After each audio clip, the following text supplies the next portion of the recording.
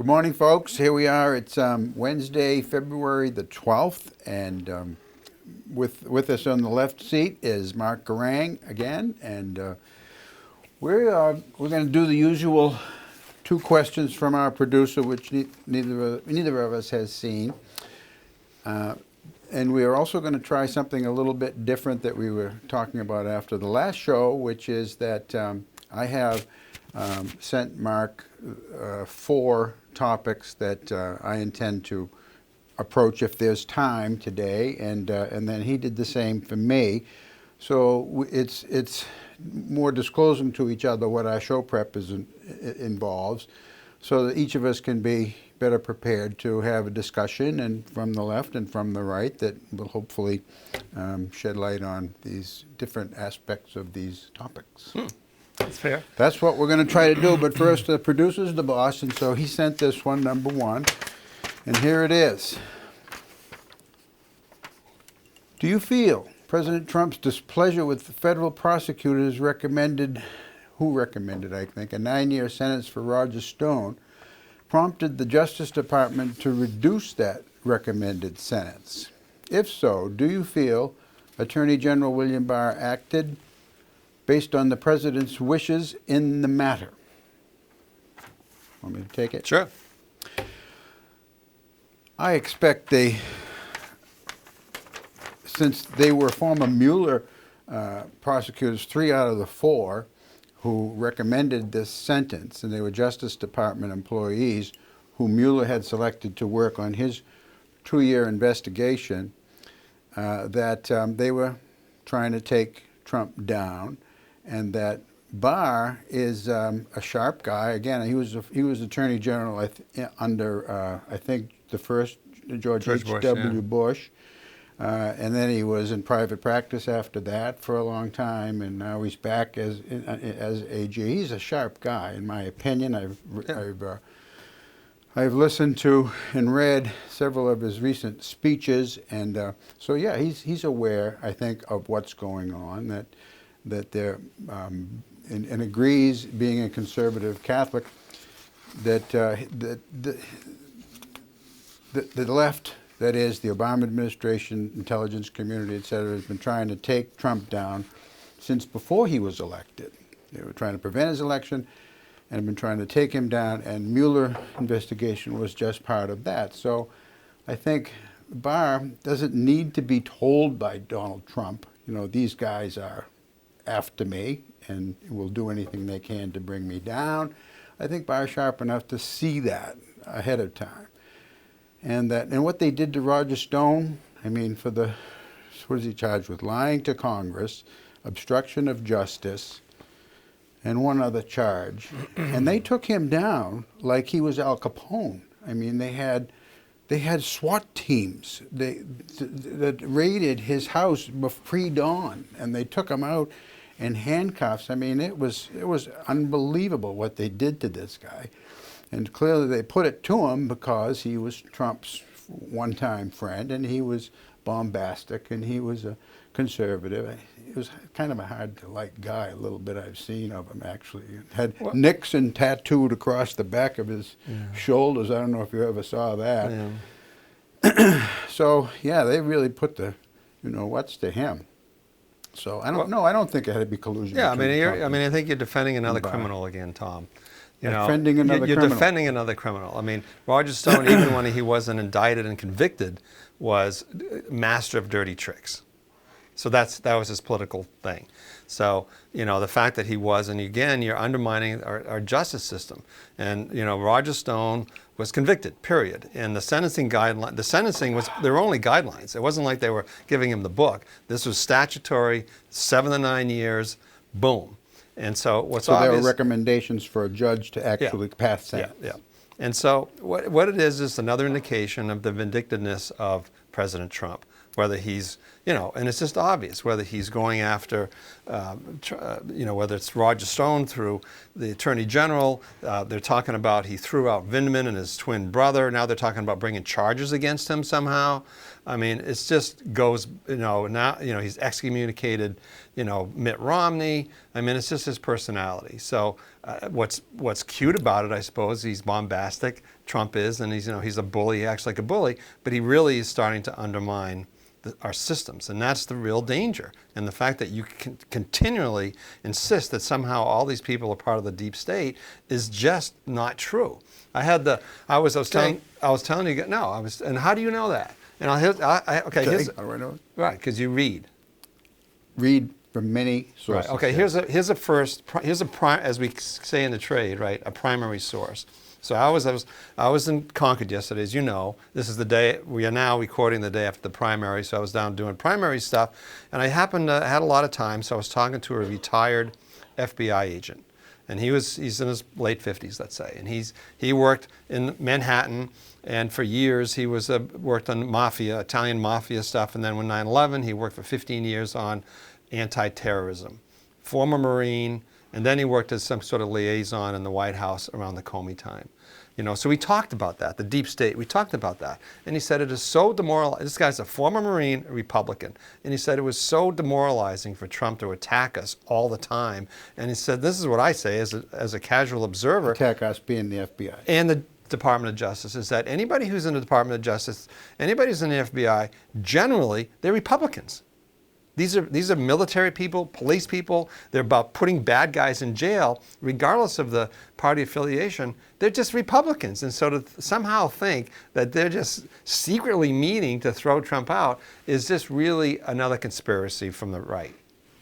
Well, I see you're retired FBI agent, former Marine, and I'll raise you another one who I know personally, who has retired recently. I won't say just exactly where, but not right in this area. And he has an opposite point of view. He was absolutely ashamed of the leadership of his agency, the FBI, while he was still active, and he was head of counterterrorism. I shouldn't say this, because then people can track him down. But he's retired now, but I still want to protect his anonymity. I'll tell you later if you want to know. I don't care. And his, almost identical background to what you said. Served in Afghanistan, served in Iraq as a Marine, and then went into the FBI. And he sees what I see, is that the Obama administration politicized the upper levels of CIA and FBI and DOJ and went after Trump. And when he was a candidate, and then continued the elements that remained in the deep state after his election, after his inauguration, continued to go after him. So, hey, it depends who you talk to. Good. Okay, well, there we go. Let's move on. All right. We got to move. We have a bunch of questions. Yeah, why don't you start? Okay, well, since it's the post-primary and I'm in sort of political mode, most of my questions are basically revolve around that. So my first one is, Trump did in 2016. Can Sanders do the same in 2020 and win the nomination without the support of his party? Yeah, I saw he sent me that this morning, and it's an intriguing way to look at it because would anyone at this stage of the 2016 race, when you had a whole bunch of Republicans running, and that Trump was leading in the polls, but people were thinking, oh, Trump, that blowhard, how he'd never get elected. I mean, even if he was nominated, he could never possibly win, and then of course he did. He wanted to change things. He said he did. He was critical of his predecessors in the Republican Party, that is the two Bushes, and Jeb Bush, who was well, he made fun of and called names of everybody. He did, he also said, I'm against these trade agreements, international trade agreements. I'm going to renegotiate NAFTA. I'm not going to join GATT, and I'm going to renegotiate and go unilaterally with trade agreements, which he's done since. And he said, I'm going after China, which he did. And, there's some things he hasn't done, but 2 out of 3 of his promises he's actually done. Mm-hmm. So, I mean, I'm pleasantly surprised. I voted for him like this because Hillary was on the other side. But could Bernie do that? Possibly. I mean, there are similarities, certainly, because Bernie I think if Bernie got the nomination, he should have got the nomination in 2016, but the DNC finagled so as to prevent him from getting superdelegates and all that. But he hit many of the same issues that Trump did. You know, these international trade agreements, millionaires and billionaires, and he was going to go after Wall Street and so forth. And he still, I mean, he hasn't changed a bit since he was probably 18 and going to the University of Chicago. He has a huge following among young people. Trump didn't have that. But there is one glaring difference, is that Trump was smart enough, even though he was pro-abortion for much of his earlier life, all of a sudden jumped and said, I am going to appoint only pro-life judges. Well, he didn't say it quite that Right, way. but he said signaled that. So he did, and that convinced me to vote for him. Right, and I know it convinced millions of others who are religious conservatives. Right. And Bernie doesn't get that. You know, Bernie is pro-life, pro-abortion all the way. It's not about the pro. It's really about whether you think Bernie is going to do something politically expedient. I mean, Trump doesn't care about I don't abortion. think he would. That's not in his nature. That's my sense of him. That's what I'm saying. Well, Trump did. Like, yes, he was smart enough to sell his soul and to be, all of a sudden, be pro-life instead of be pro-choice. You think Bernie's too much of a purist in his philosophy? I do. Yeah. And what if he did that? I would just his appeal. Yeah. I mean, what would he do? Like, if you were recommending something to Bernie, what would you recommend he do that would be the equivalent of the switch for the abortion issue on Trump? Like, that would make him more, what could Bernie change that would make him more appealing to the moderates? Well, I don't think, if he changed at this point, he'd lose his support, because I think his support is based on people saying they trust him. They think he's always been this way, and he's still this way, and he's incorruptible, and that, you know, if he were to do something politically expedient like that, I think people would, what's happened to Bernie, kind of thing. And I don't think. Why didn't they take that of Trump? Because it's the nature of Trump, I think. That doesn't surprise people. No, that I mean, changes. He was what he was, and he was. When I said bombastic earlier, I was referring to Roger Stone. But Right. I'm not saying that Trump isn't bombastic. Certainly he is. Right. But his bombast. It's nice that we can slice our bombasticity between your Republican people. Yeah. There's enough to go around. Right, there is. I mean, it's a new thing. It's a new thing. Well, here's what he did compromise. Does he have a core? You said he sold his soul. I think he was calculating. How am I going to get to build this hotel? How am I going to get my permits from these corrupt municipal officials in New York City, and the corrupt unions that he has to deal with, and all the subcontractors that he has to deal with? What do I have to do to get this thing built? You screw your subcontractors. That's what you do. If you're going to do business, in that city, you have to know how to do this. No. Why? Okay. I mean, you know, banks wouldn't lend money to him. You know the whole story. The Deutsche Bank was the only bank that would lend money to him after a while. He'd been bankrupt. But anyway, that's not the point. So my point is that this is what he does. And so he says, okay, I want to be president. And I think I can do a better job than any of these others have. And he said, what does it take to be president? Well, I'm going to have to be pro-life. Yeah, so he did do those things. I agree with that. I don't think it was in his heart. I mean, it might have been. I can't say it wasn't. I don't read his mind. But my sense is that he was a shrewd political operator. Yeah. Okay. So it was he was. So I think, and I'm sure you read my editorial supporting Bernie. I did. I have it right here. Wow. And so I think that, and you know, it is surprising, and I cast it as more like it's the outsider-insider game, you know, and that's the way that's the way the world is, and that's the way the country is, and you know, and obviously Trump, regardless of the affiliation, is an outsider. He was an outsider. He was. And people wanted an anti-government From outsider. Washington, he was. Yeah. Yeah, and I mean, he's really an outsider anyway. I mean, he was despised in New York City. He didn't like him down in Palm Beach. I mean, he's just that guy. You know, nobody liked Trump, and nobody likes Trump. I mean, but anyway, that's another story. And it doesn't mean he's not an effective president for you, but to think that anybody likes him, you know, he throws all his friends under the bus.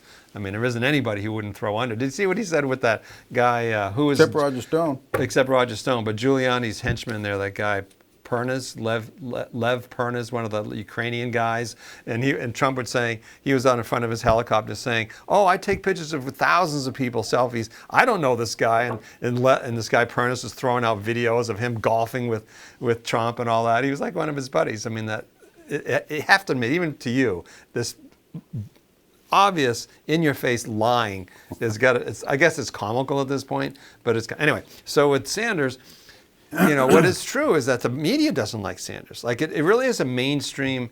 Putting the political parties aside, it's really mainstream versus outsiders. It used to be the mainstream Republicans, and they obviously did anything they could to prevent Trump from being the nominee. I mean, you can't call Ted Cruz's father a conspirator in the Kennedy assassination. How do you get away with that stuff, right? And call his wife ugly? I mean, come on.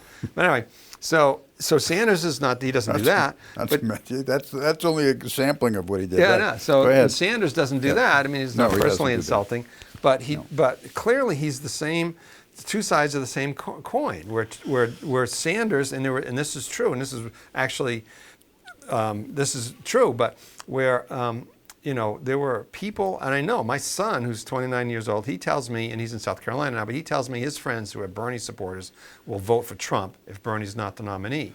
And, oh, absolutely. And there were 12% of the vote. Interested in why? Go ahead.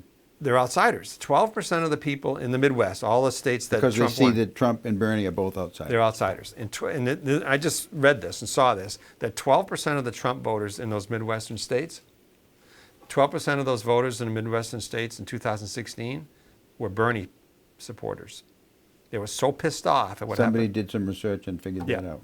Yeah, and they did it by X number of thousands by state. I mean, it was figured out. David Brooks in the New York Times has a column about this, and the point of his column was we can't live, as a Democrat, we can't live with Bernie, and we can't live without him. As a Democrat, as anything, can't live without him because you'd have Trump. Because then he's going to vote. So you got this incredible dynamic going on between the mainstream and the mainstream media. We endorsed Bernie. Well, maybe the only newspaper that endorsed Bernie in 2016 was the Seattle Times, in the whole country. And it surprised me when I read that. Well, it's funny. Do you want me to? Can I give you a 2-second reasoning why we did that? Well, it wasn't in the editorial, or for the benefit of our viewers. Go ahead. Yeah. Anyway, so we could have made a case for, I voted personally for Amy Klobuchar. So, but I consider our job at the paper is to come up with the best candidate for the Democratic Party, just like we do for the best candidate for the Republican Party when they're in play. So I write editorials for the Republican Party too. In a general election, I just choose one. But I try to put myself, if I'm a Democrat, who do I think is best to win? And I voted personally for Klobuchar because I just think she's the best person, but I know it's going to be a tough slog for her. So, and she did well yesterday, as we know, and but she's nowhere in the other states. She's unknown.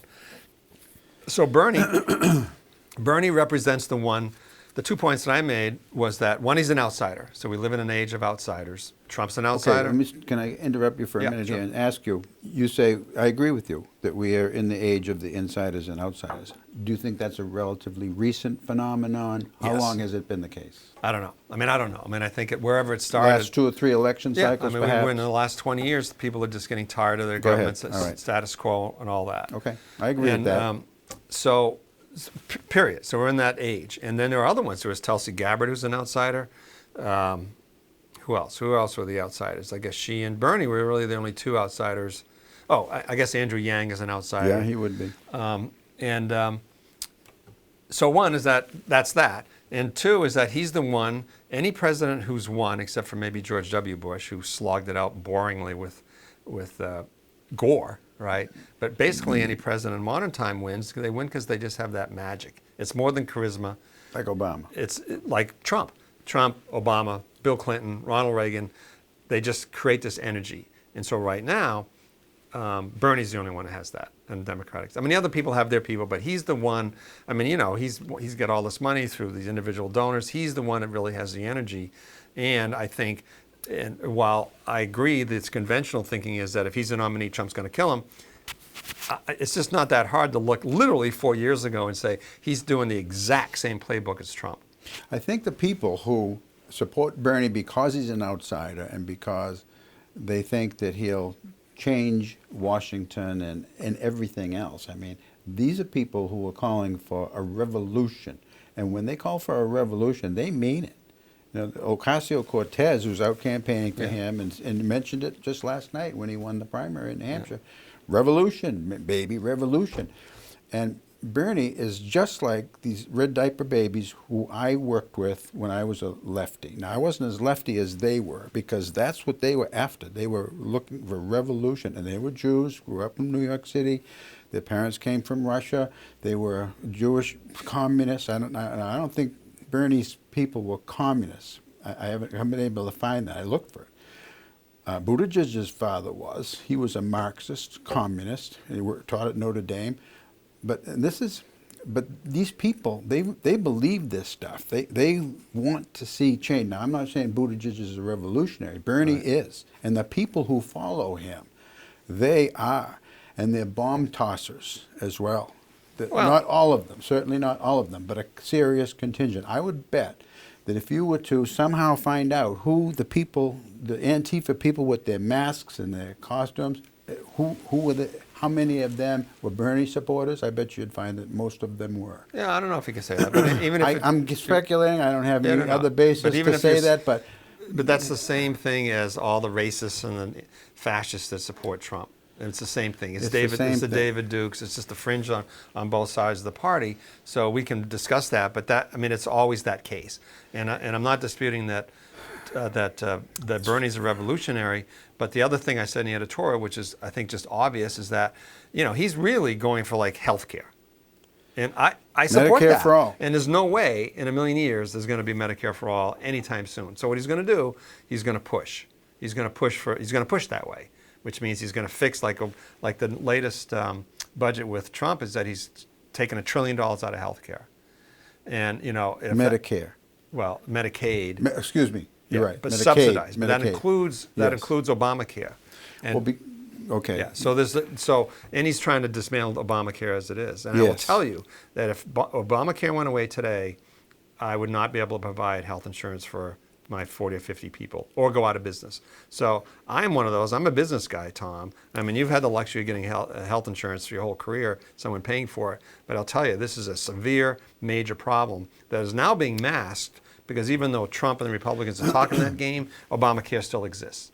All the money, they kept all the money for those subsidies, and it's still going on. The only thing they took away was the mandatory participation. It may be that Trump, even if he wishes to dismantle Obamacare, will not be able to do so. He's in the courts now. Politically. He's in the courts. It's in the courts, yes. And it might, but I think it's been postponed until after the election that the Supreme Court is going to rule on that, which is kind of an unusual thing. I mean, they usually rule end of June, early July. Right. They pass down their stuff, and they don't put something off until an election cycle, but they are.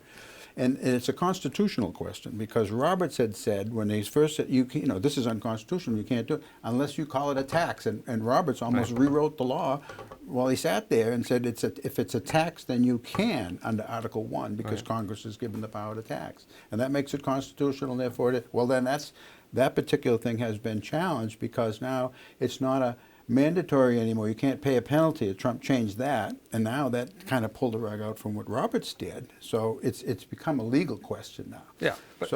But even if the Supreme Court were to rule that no, it isn't constitutional anymore, then you're still left with the politics of it. And in Trump again, he's shrewd enough to go like this and say, if I got rid of this. They're all doing that. Now, Buttigieg, he came out. I have an interesting quote from Buttigieg. Here's a tweet from only 2 years ago. I, Pete Buttigieg, politician, do henceforth and forthwith declare most affirmatively and indubitably unto the ages that I do favor Medicare for all, as I do favor any measure that would help all Americans get all Americans covered. Now, Klobuchar called him on that in the debate, and I think it hurt. She really came up, and she's right. Now he, politically expedient, he did the same thing. Yeah. This isn't going to help me win, and he's prone to do that, and we'll see how far it gets him. So far, it's getting him pretty far. I don't know, but Klobuchar saw that opening and took it, and we'll see how far she takes what she's doing. I think I trust Klobuchar to be genuine. I don't trust Pete to be genuine. I don't trust Trump to be genuine. But there's something to be said for a person who does realize what politics is, the art of the possible. What is it going to take for me to get this done? Make sausage, whatever you want to call it. I mean, you got to get down, you got to get dirty, you got to get down there with the pigs, and you're going to get slop on you. And it's, well, you know, and is it's all, Bernie going to be able to do that? I kind of don't think so. I just don't think so. I don't but think the it's got it president in can him. only do the president can only do so much, you know, and it's a combination of things. This one is sort of the city on the hill, Ronald Reagan type of thing, the shining city on the hill, where you have to present that vision. And the other thing is just making a sausage. It was Bill Clinton, who He made sausage. He made sausage. I mean, he had the crime bill. He balanced the budget. He wanted to spend a ton of money on infrastructure. He was a good politician, and he did it. You know, so it's the art of compromise, and it's the ebb and flow of whoever's in office and how that works for sure. Yeah. But Amy is really good. I mean, she's just so smart. You know, we do have the pleasure of interviewing these people, as you know, at the editorial boards. And God, she was. Yeah, I used to have that pleasure until until somebody said I couldn't anymore. Well, you know, we have to behave ourselves. So, but she is so smart and so capable. And I think, and this the other thing is that one of the things, because I mentioned this, I was parts of some interviews at the primary down in Concord yesterday, is that there's people talking about Elizabeth Warren, and they're dissecting and saying, well, you know, she said the Medicare for All, that started her downturn. And, you know, one of the crazy things she said, which I'm sure you're going to probably bring up, is how she wanted a 9-year-old transgender to interview her education secretary. I mean, that's just crazy talk. But what people didn't, and I said it, but what people don't want to say is that people just didn't like her. They just don't like her. They just don't. Sense of phoniness about her. No, it's not phoniness. It's just I've talked to many women, just generally, like my dental hygienist and just regular people. What do you think of her? Don't like her. Why? Just don't like her. And so, and they just don't like her. And it's just she comes off as whatever she comes off as, a school mom and, you know, arm waving person. And it really gets Talk about telling fibs too. I mean, boy, she can tell them, and then Well, she gets caught. Well, don't even go to the fib world. You know, being a Trump guy. But she's fair game. I mean, oh no, she is. But she's done it about 5 times, embarrassingly. I mean, the inconsequential things. Right, but don't you're just going to light the fire. It's okay to you to go there, and it's not okay for me to go there. Well, because I'm just saying is that you might say it's so rich of you to complain about somebody else telling fibs. To me, it's not the place you want to go. I agree with you about Elizabeth. That Trump tells fibs. Then you don't want to acknowledge that. Oh, she does. Yeah. Okay, but that's all. That's it. All right. Okay. All right. But the point is, remember that dust up with you know, it gets back to whether. And this is the question I should have asked, which I didn't think of, is that whether a woman could be president in our country now, because that's what Bernie got in trouble with, was Elizabeth Warren. Who got in trouble with? Bernie. Oh, okay. Because remember that? I mean, do you remember that a couple of debates ago? I don't believe he said that. I think that's another lie from Elizabeth Warren. But I can't prove that. Yeah. I mean, because it was we don't know nobody else was there to hear it. But I believe Bernie. Yeah, I do too. Yeah. I do too. And maybe he even said it as an observation. Like, there's a difference between saying, I don't think a woman should be president, but if you say, like I'd say, I don't think a gay guy could be president. It doesn't mean I'm anti-gay. I just don't think someone who's gay, a man, can be president of the United States in this year. Maybe in 5 years or 10 years, but I just don't think it's possible. I just don't think and it's the women question that I get at, and go back to Amy, is that what is the sort of the personality? And it's unfair. Like, Bernie gets up, waves his hand, acts like a nut. Nobody doesn't like him for that. Elizabeth gets up there and people say, oh, I just don't like her. Do you think Bernie acts like a nut? Well, he doesn't act like a nut. I'm just saying he's very animated. Let me say it. He's and very he has animated. his Brooklyn accent, and it's just, you know, he is what he is. It's not an appealing. It's not. I guess I'm saying is that compared to, like, Elizabeth gets up there, and I mean, my BS alarm goes off immediately. Well, it's not so much the BS. Maybe it is from your point of view, but I just know. I'm agreeing with you in a different way. I'm just saying there are lots of people who don't like Elizabeth for her style. Like, they just don't like her. It has nothing to do with what she's saying. They just don't like her. I've had professors like her before, and they they tend to, they're animated. They're so true believers in their cause, and they think everybody else agrees with them too. And but it reminds me of Pat Schroeder, who also ran for president. You might remember her, Colorado Congresswoman. Very similar kind of. But I'm making the larger point, effect. and I'll ask whether you agree, is that men can get away with that, women can't. Get away with. Just what you said. You just brought up Pat Schroeder, a woman. Yeah. You didn't bring up some other guy. It's that women can't get away with acting outside of any of those characteristics that men do all the time. I mean, Trump's blaring, Bernie's blaring. If we had somebody like a Margaret Thatcher, now there was a sharp, very sharp, conservative, articulate, shrewd politician. I'm Now, if we had I'm just talking about style. I agree. It has to be a Margaret Thatcher. It can't be somebody who's flamboyant. It can't be a woman who's threatening in any way.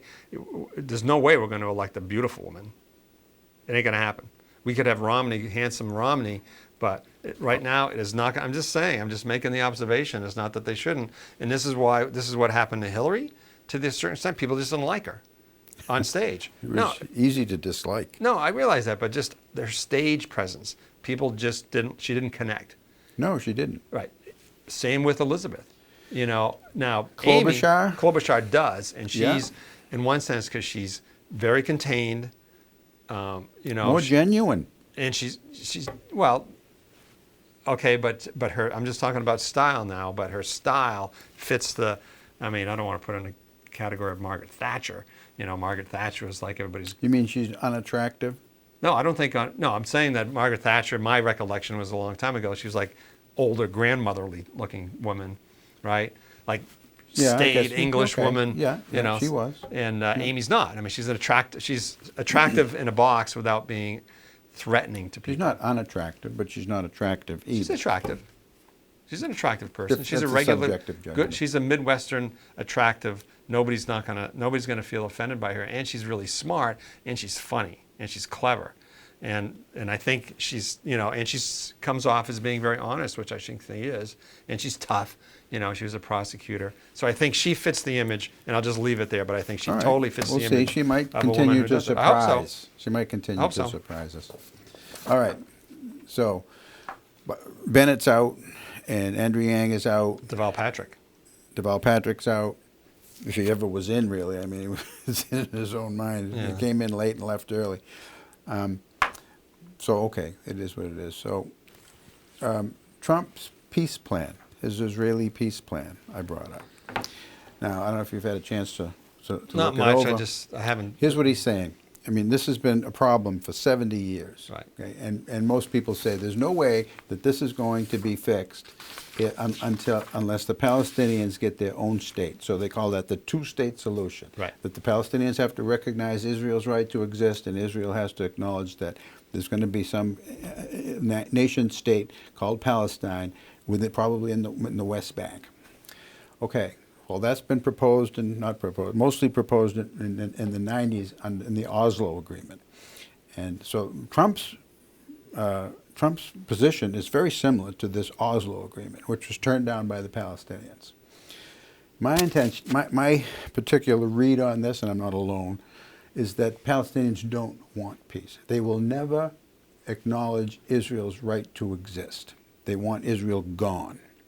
And so what has changed, however, is that the rest of the Middle Eastern countries, Arab, Muslim countries like Jordan, Saudi Arabia mostly, Jordan, but Jordan's not a major player. But Saudi Arabia and Egypt. Egypt's the most populous Arab Muslim country. And Saudi Arabia is the richest, most powerful. So those two are on board with this. That's what's changed, and they mobilize and see Iran as the threat, and not Israel. So here's the deal: if after 4 years the Palestinians don't go for this, and they could have just about like 90-something% of the West Bank as a Palestinian state, but they have to acknowledge Israel's right to exist. If they don't do that after 4 years, then the United States, assuming Trump is reelected, there's no more, the U.S. is no longer going to recommend a two-state solution, that Israel will annex the West Bank, just like it annexed the Golan Heights.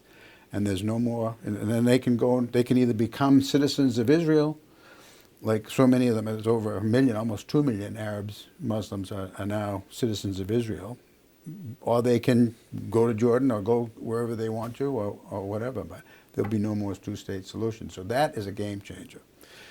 No U.S. president has ever taken that position. So it's and of course Netanyahu's on board with it. And anyway, we'll see. I hope he gets reelected just to see that come to fruition, because we'll see. He's putting to the Palestinians, put up or shut up. And well, yeah, and I don't know. You definitely, I will defer to you on this, on the historical. I know you spend time and have interest in it, so I will defer to you if I get my facts wrong. But number one is that my understanding is what he announced it like the day after Netanyahu was indicted. So one is that cynics might say it was just a trick to, keep the spotlight off of Bibi. And the other thing is that the Palestinians weren't part of the deal.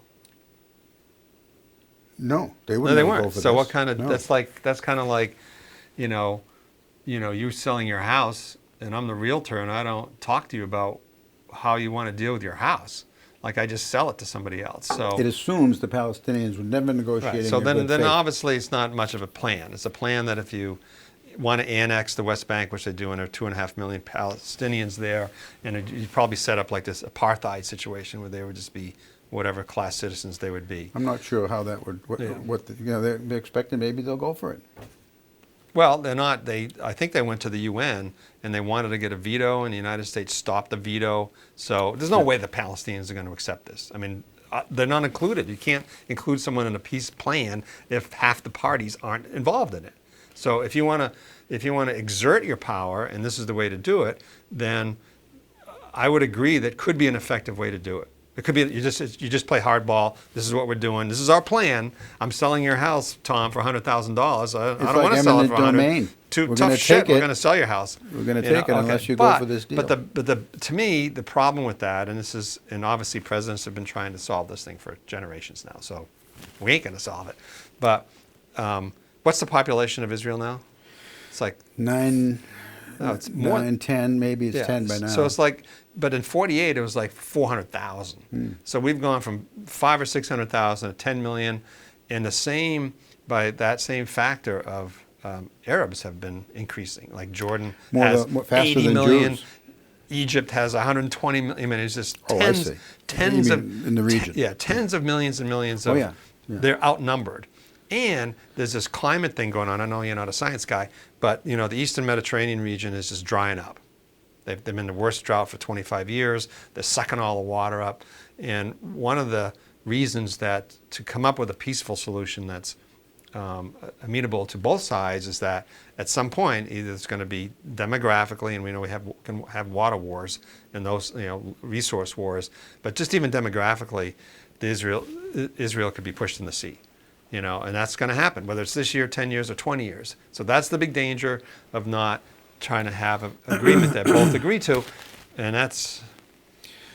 Here's another factor I didn't mention, and that is that offshore, Israel's discovered oil and gas in huge quantities, to the point where they're becoming an exporter of energy, fossil fuels, and they're supplying it to Jordan next door as well. And so, that can help get Jordan to either come on, endorse this, or at least, keep quiet about it, not get in the way of it. And Israel is no longer beholden to any of the other Arab Muslim oil-producing countries, because it's got its own. And so, plus Israel is very powerful militarily. Yeah, plus thanks to us. What? I mean, we obviously give them, how much do we subsidize them? Oh, about $1 billion a year. That's all? I believe it.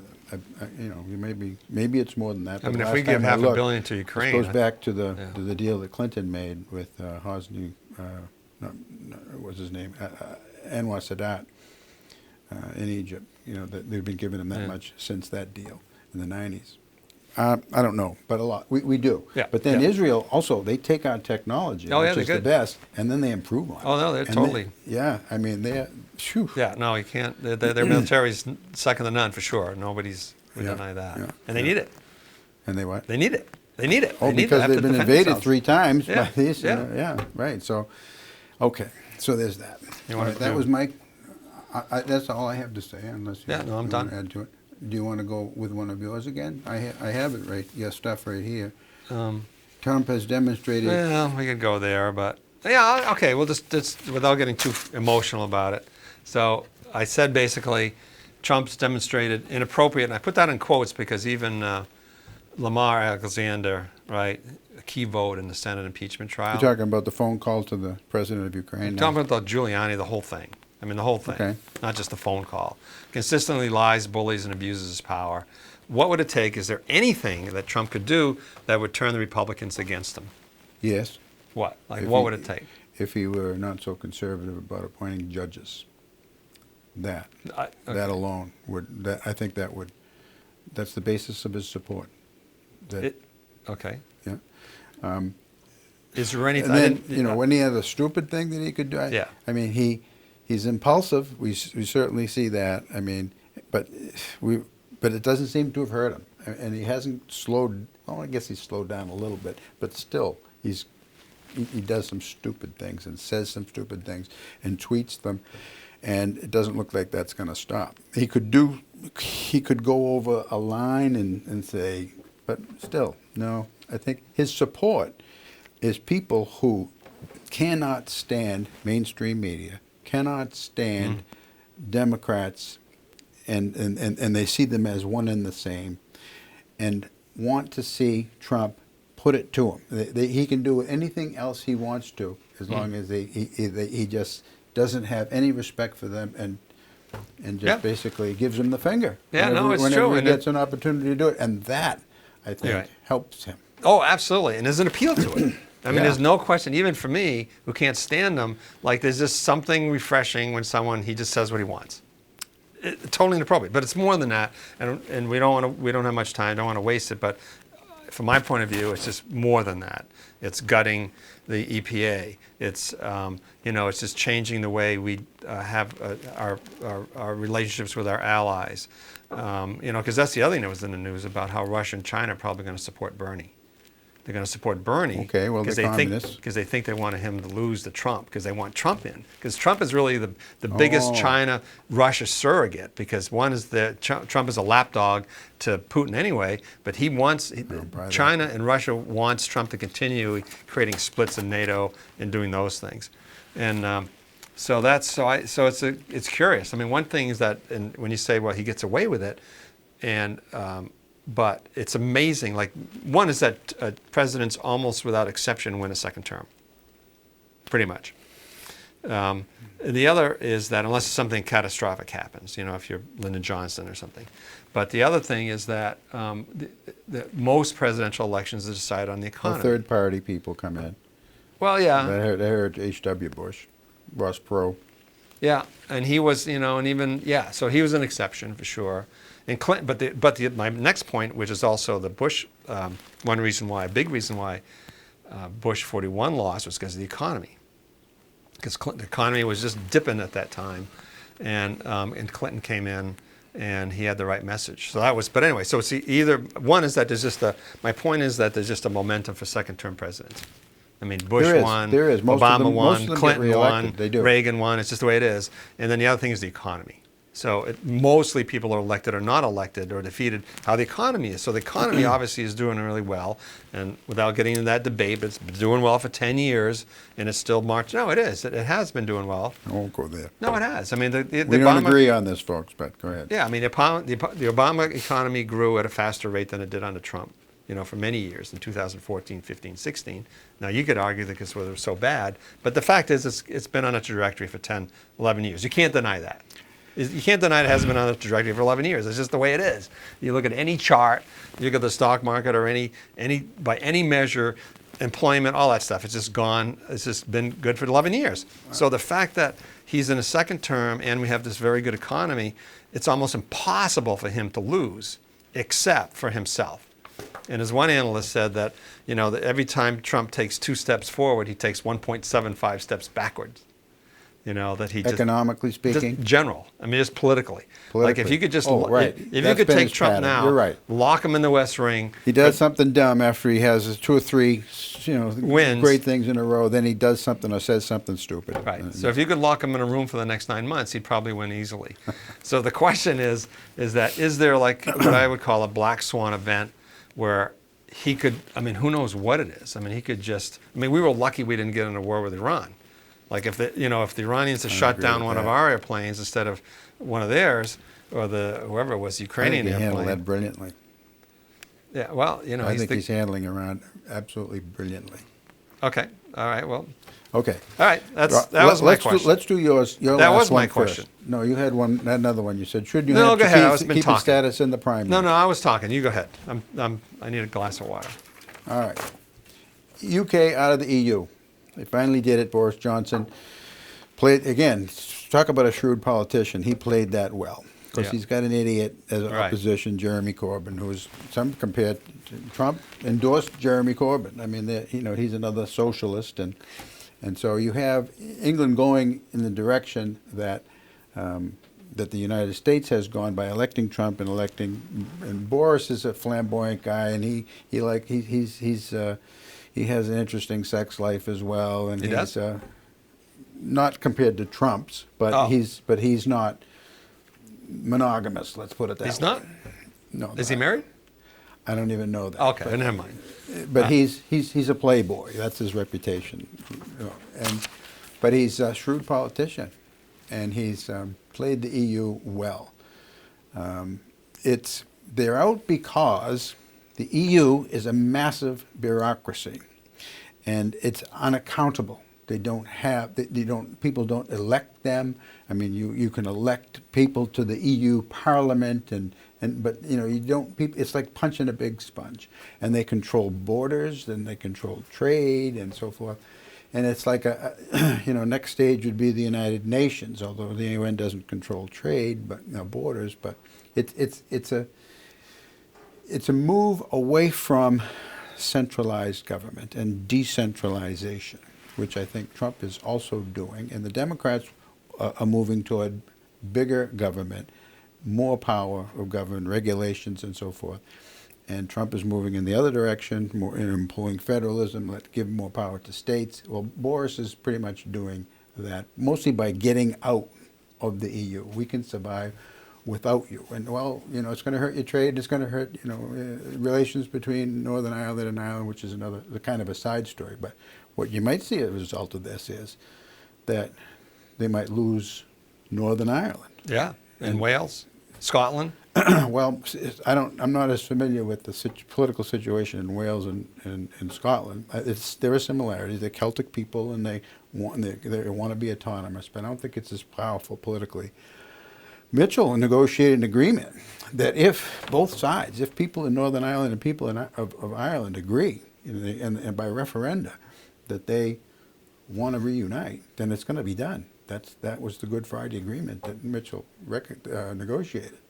So that could happen now because they like being, the last several times I had to go through the UK part in order to get to Donegal, where my great-grandfather came from. And all that happens is it changes from kilometers per hour to miles per hour, and you go from using the euro to using a pound, but I didn't even stay long enough to change my currency. I just kept using my credit card wherever I went, and then into Donegal back to, the Republic of Ireland. And it's people liked that, and people they wanted to stay in the EU. Ireland stayed in the EU. Now the Northern Ireland is not part. So are they going to go back to borders and so forth? They don't want that.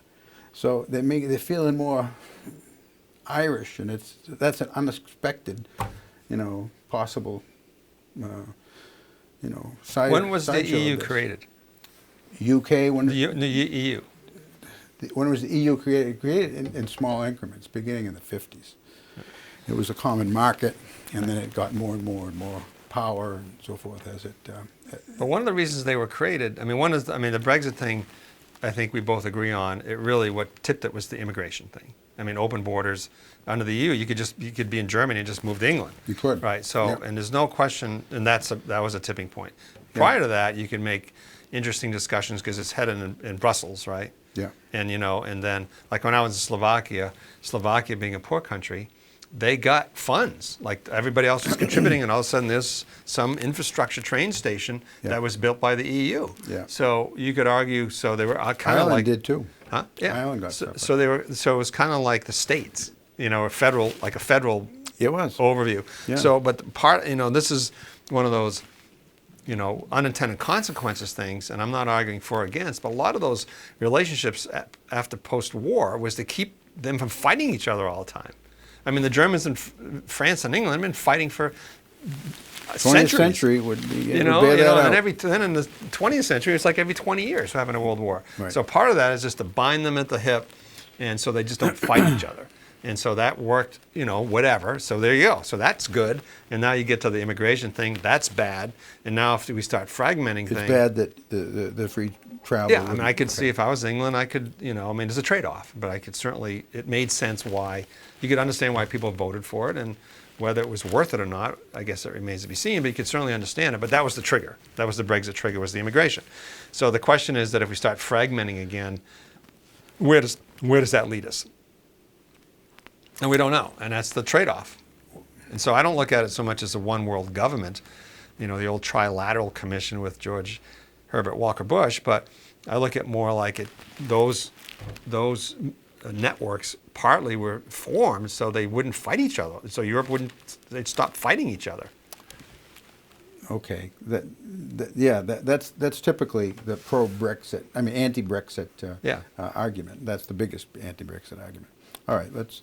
I'm ready to go on to something else. Okay. You want to do Bill's second question? What? Oh, how much Bill, time what do we got, Bill? got? About 9 minutes. Oh boy. All right, let's do it. It's a short one. How do you feel Mitt Romney's vote to remove Trump from office will affect his political career? That's easy. Go ahead. Not going to do anything. He'll have a legacy of the only senator in history to vote against his party in an impeachment. Nobody has done that. Nobody in history. Not Andrew Johnson, not Clinton.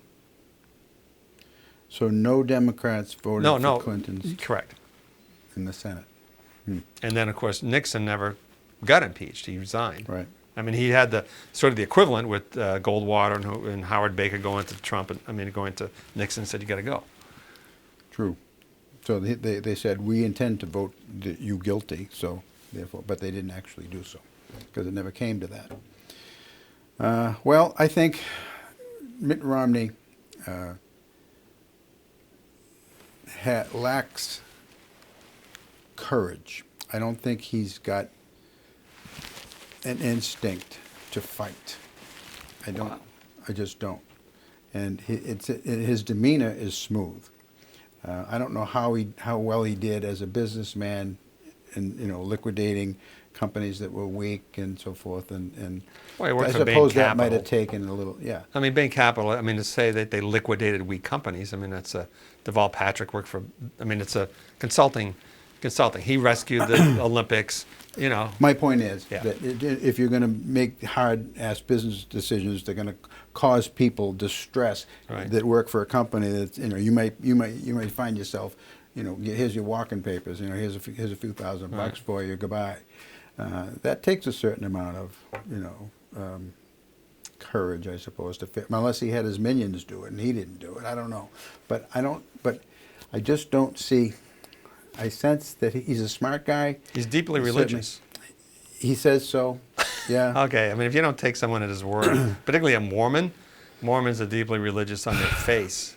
I don't know any Mormons well, but he said he was, and is he actually deeply religious? I have no reason to think that he isn't, except this is why I see why he didn't. I saw, looking back, how he lost to Obama. In that first debate with Obama, he did very well, and he came up in the polls. Well, Obama did then really he seemed poorly. to lose his. He lost his mojo. Well, He allowed what's her name, to take over that second debate. And when Obama said, the 80s are calling, want their foreign policy back, and when he said that Russia was going to be the biggest foreign policy problem, and he just folded. When Obama came back at him and the moderator came back at him, he certainly didn't do what Reagan did. I paid for this microphone or anything equivalent to that. Romney just folded. And people are hearing, You ever see that? You ever read how that came about? That I paid for the microphone, like he literally paid for the microphone. He did. Yeah, but anyway, it's another story. So I would Yeah. say quickly that I just in these situations, I just don't impugn his personal integrity, because I think of all politicians, has more integrity than most because of his religious convictions. I really do. I think he went on a mission. I mean, he is a total Mormon, and they don't screw around. But I thought you were going to make I know you always look for the personal stuff, but I thought you were going to make another case to say that he's in a safe state. He's in a safe state. They're not going to. He's a Mormon. He's in Utah. They're not going to vote him out. So he's definitely not. I mean, he doesn't have that. I mean, Susan Collins was playing both sides in the middle, because she always plays both sides in the middle because of that situation, and I don't think Romney is in that situation. As an aside, I think yesterday, I don't know if you heard, but Jesse Smollett got indicted. I didn't. 6 counts. I knew we couldn't get through a show without you bringing up Jesse. Well, he's still in the news. He's in your news. But go ahead. National Review All right. is where I read it, and I think I read it in the AP also. All right. So yeah, I mean, because he lied, so forth. But it's interesting. Again, that it was the mayor. What was it? Rahm Emanuel, who's not mayor anymore, but he was so ticked at what Smollett did and what he did, used the Chicago police force, and the chief is no longer the chief anymore either. He's been let go, and there's a woman took over from Rahm Emanuel, and she's gone even further left. I mean, Rahm Emanuel, even What's the point? Go ahead. Is that You got 3 minutes. No, we have questions. I'm just saying, where are you going? Elizabeth Warren jumped on it and said that's terrible. The mainstream media jumped on it. We're covering the Catholic kids, Jussie Smollett, and they just went with it because it was MAGA and it was anti-Trump, and it was and it backfired. And so I'm glad that it's not fading away. I'm glad they're putting whats to this. Yeah, well, it was because I suspect there are more fake hate crimes when it comes to homosexuals and blacks than there are real ones. Wow. Okay. Welcome. Okay? I'm There's not quite even a statement for you. You're showing your true colors, Tom. So what do you think about the New Hampshire primary? Well, Buttigieg is a phenomenon. I mean, he's come on. I didn't mean that, but I mean, what do you think about whether New Hampshire Should we have? continue to have it as first in the nation? I can see the case to be made for not having it. I mean, 2 minutes. And I expect, after what happened in Iowa, that may well be the case, even though, New Hampshire didn't screw up. That, people are saying, why should you have these 2 little rinky-dink states, have so much influence in selecting presidential candidates in either party? I've always wondered that, and this, of course, New Hampshire wants to keep it, keeps it as political leverage. Can it hold on to it? I don't know. I mean, to me, it's kind of like the old Churchill democracy. It's the worst system except for all the others. Because if you don't have it broadly, if you don't have this system, then what is another one? Then it's always going to be about the billionaires who can buy the big states. It's all going to be about media.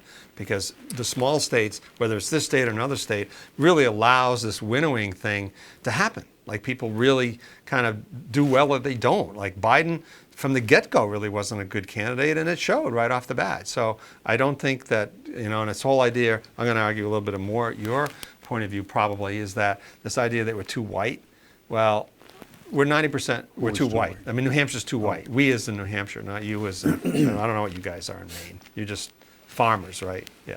But anyway, no. But we're 90% white here. 70% of the country is self-identified as white, so we're not even that far off. And then when you go to South Carolina, 60% of the Democrats are black. So that's too many blacks. And then you go to Nevada, and there's whatever that population is, but it's loaded with Hispanics. So you're never going to find the perfect one. So I think what happened in Iowa is the best thing. I see. So a microcosm of the country as a whole. There is Iowa no- and New Hampshire has. Kind of. There's no one perfect one, but that they come close. But having a small one gives people like Andrew Yang, gives people all these little That's the point. candidates have a chance. Amy and it'll be the same thing with the Republicans. And the other thing is that Iowa, I think, was the best thing that could happen in New Hampshire because they wanted to get rid of both little white states. Now everybody's going to say, let's get rid of that one. That's an easy one. Caucus is kind of I wouldn't stupid even anyway. brought race into it, but it's interesting. What kind of system did they have where Bernie got the most votes and yet Buttigieg comes away with the most one delegates? more. It's a non. How that works? Well, welcome to the Electoral College. Well, that's not electoral college. I No, mean, but it's the winner same takes thing. all is electoral college. No, Electoral College is that the popular vote was won by Hillary. Yeah, I know that. Right, But, so that's the same thing. I mean, popular vote delegates. with one glaring difference, and that is that whoever wins the popular vote in any state gets all of the electoral votes. They don't parcel them out like Iowa did. Well, it's and how do they figure it's that? a caucus system. Maine went from the caucus. I went to one caucus. It was confusing. We ran out of time, Okay. and it was confusing, just like Iowa did it, Yeah. and it was.